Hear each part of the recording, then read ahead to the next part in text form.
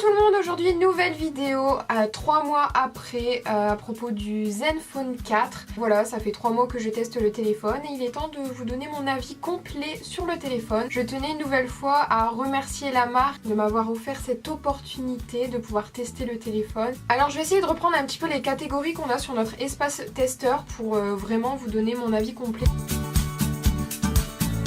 Alors le design, je vous en ai déjà parlé, je vous ai fait d'ailleurs une vidéo complète dessus. Je trouve le téléphone juste magnifique, l'arrière est en verre, c'est quelque chose qui est tendance en ce moment, il est juste super beau. Bon, si vous n'utilisez pas la coque, vos risques et périls de le faire tomber à terre et de le casser. Mais en tout cas, il est super beau. Par contre, j'aurais peut-être vu le téléphone un petit peu plus petit par rapport au son, parce que je vais vous en reparler juste après. Voici l'avant du téléphone. J'ai d'ailleurs acheté un verre trempé pour éviter de faire exploser l'écran au cas où le téléphone tomberait à terre. Et par contre, voici l'état de la coque. Elle n'est plus du tout bleue, elle n'est plus du tout transparente, mais elle est noircie. Et je trouve ça dommage que sur internet ou autre, on ne trouve pas des coques un petit peu plus personnalisées. Vous voyez, ce sont que des coques en silicone transparente. Ça, je trouve ça un petit peu dommage. Pour l'instant, j'arrive pas à trouver de jolies coques pour personnaliser mon téléphone. Ce qui m'a surprise au début, c'est le son tout simplement, parce que j'avais l'impression qu'en fait c'était comme une caisse de résonance, vous voyez, comme si le téléphone était dans un verre ou autre. Ça faisait vraiment effet de résonance, parce qu'en fait le son ne sort que par le dessous du téléphone. Donc lorsqu'on regarde des vidéos etc, le son ne sort que par là, et c'est assez surprenant au début, mais au fur et à mesure vous vous habituez, vous vous en rendez plus compte. Ce qui surprend, c'est lorsque je repasse sur un autre téléphone comme mon Huawei P9 et que j'utilise le son, c'est vraiment étrange, et c'est là que j'ai vu la différence. Mais c'est juste quand on regarde des vidéos, le son ne sort que par là. Donc pour pallier à ce problème, mettre les écouteurs, voilà, mais rien d'alarmant là-dessus.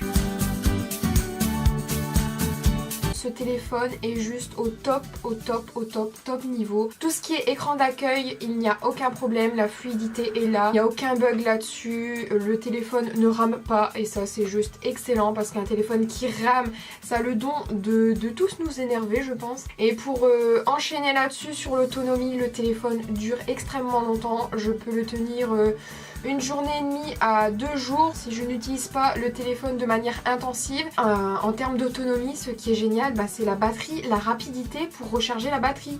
Il suffit que votre téléphone soit à 10%, je le charge pendant 1 heure, le téléphone est déjà à 60 ou 70%. Un petit hic, mais ça, est-ce que c'était vis-à-vis des mises à jour qu'il y avait eu à ce moment-là ou non? Story time.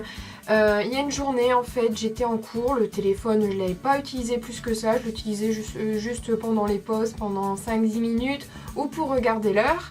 Et en fait, à un moment, on m'a demandé l'heure, j'ai voulu regarder l'heure, donc j'ai fait ça pour voir l'heure, et là, le téléphone écran noir. Alors là, je ne sais absolument pas ce qui s'est passé. Téléphone écran noir alors que j'étais encore à 40 ou 50% de batterie.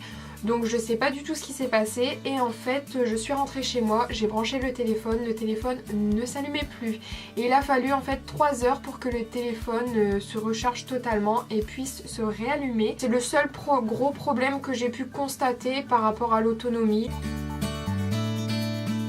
En fait, on peut tout personnaliser sur ce téléphone, absolument tout.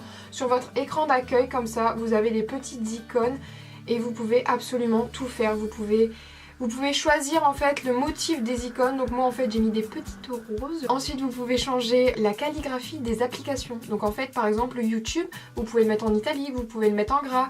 Vraiment vous pouvez tout personnaliser. Ensuite dans les contacts vous pouvez absolument tout personnaliser. La sonnerie, mettre une photo quand un contact vous appelle. Au niveau des SMS vous pouvez également mettre de la couleur. Vraiment vous pouvez tout changer. Ensuite en ce qui concerne l'écran de veille, vous pouvez absolument aussi tout faire. Donc par exemple ici j'ai décidé de laisser les écrans de veille du téléphone parce que je les trouve juste magnifique. En fait à chaque fois que je vais redéverrouiller le téléphone, il y a une image différente, et vous pouvez faire ça en fait avec les photos que vous prenez avec votre téléphone, avec absolument tout. Vraiment là-dessus la personnalisation de ce téléphone est juste démentielle. L'appareil photo, parce que le slogan de ce téléphone c'est We Love Photo. Donc vraiment tout ce qui était publicitaire etc était tourné sur sur la photographie de ce téléphone. Donc lorsque je l'ai testé la première fois en direct, j'avais beaucoup apprécié l'effet flou, l'effet focus qu'il y avait. Je l'avais testé en direct, j'avais beaucoup apprécié. Mais au fur et à mesure, j'ai trouvé d'autres choses sur ce téléphone et je souhaite vous en parler absolument. Le slogan We Love Photo n'est pas vraiment le slogan qu'il aurait fallu choisir.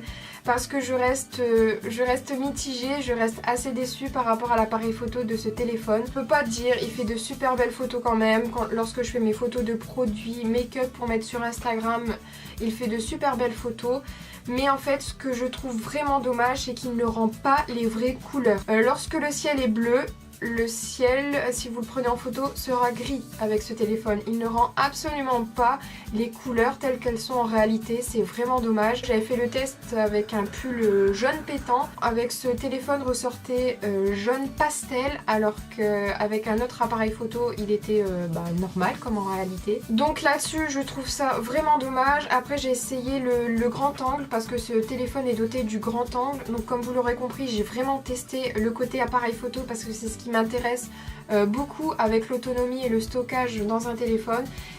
J'ai testé le grand angle et en fait le grand angle vraiment c'est comme si vous filmiez ou que vous faisiez une photo en 16/9. Donc en fait le grand angle pour moi il est juste inutile sur ce téléphone.